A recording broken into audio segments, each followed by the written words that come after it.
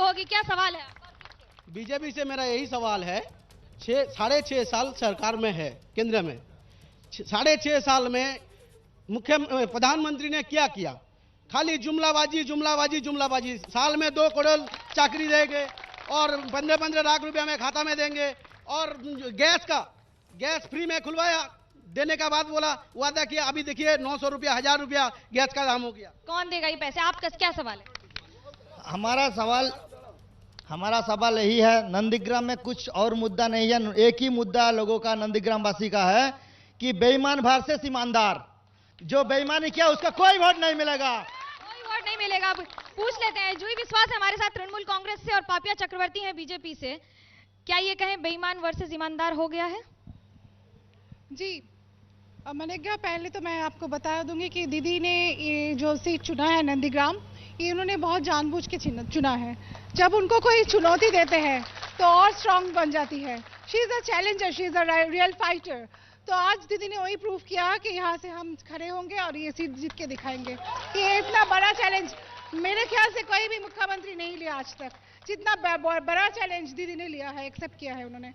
लेकिन क्या ये बात सही है, जब शुभेंदु अधिकारी टीएमसी में थे तो ईमानदार थे और बीजेपी में चले गए तो बेईमान हो गए?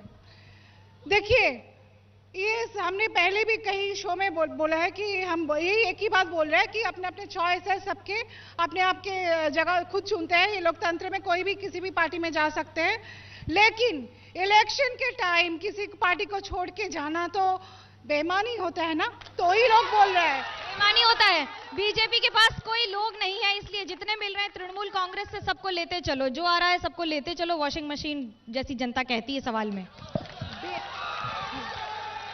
अगर वो नेत्री जो सबको 10 साल से या फिर जब से वो संग्राम कर रही थी, बाकी 20 साल से उनके साथ रहते हुए भी बावजूद भी लोग चुनाव में टिकट लेने के बाद भी भाजपा में आ रहे हैं, तो गलती किसकी है ये हमें सोचना चाहिए, ना कि चुनाव में अपॉर्चुनिटी, पॉलिटिक्स ऑफ अपॉर्चुनिटी नहीं हो रही है। क्योंकि रिसेंटली 2 कैंडिडेट जिनको टीएमसी से, आप उम्मीदवारों की बात कर रही हैं, जनता कह रही है 6 साल से आप केंद्र सरकार में हैं। नंदीग्राम के लिए आपने 6 साल में क्या किया बीजेपी ने, यही बता दीजिए। यहाँ पे तो टीएमसी ममता दीदी की सरकार है। अगर किसी को हमारी गणतंत्र के बारे में थोड़ा सा भी पता हो तो उनको ये पता होना चाहिए कि केंद्र सरकार की जितनी भी प्रकल्प होती है, जितनी भी स्कीम्स होती है, वो केंद्र सरकार के द्वारा ही चलाया जाता है। अगर दीदी मोदी के सारे, अभी तो आप कह रही हैं कि आयुष्मान भारत को यहाँ पर लागू नहीं होने दिया जाता, तो केंद्र सरकार फिर यहाँ क्या कर रही है? फिर तो राज्य सरकार ने दिया है 15 लाख लोग, यहाँ के सारे 10 करोड़ लोगों को 5 लाख का बीमा।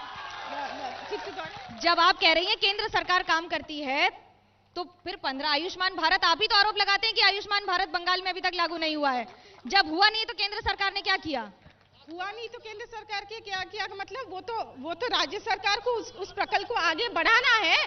जब वो बढ़ा नहीं सकती है, जब वो कटमनी लेती रहती है, सिंडिकेट राज चलता रहता है, तो फिर मोदी जी के जो प्रकल्प है, जो पैसा यहाँ पे भेजती है, बाकी राज्यों में कैसे हो रहा है जहाँ पे भाजपा की सरकार भी नहीं है, उड़ीसा में नहीं है, उत्तराखंड में तो सरकार में मुख्यमंत्री नहीं हो रहे हैं। अभी आपको समझ ही नहीं आ रहा है कि वहां पर क्या हो रहा है?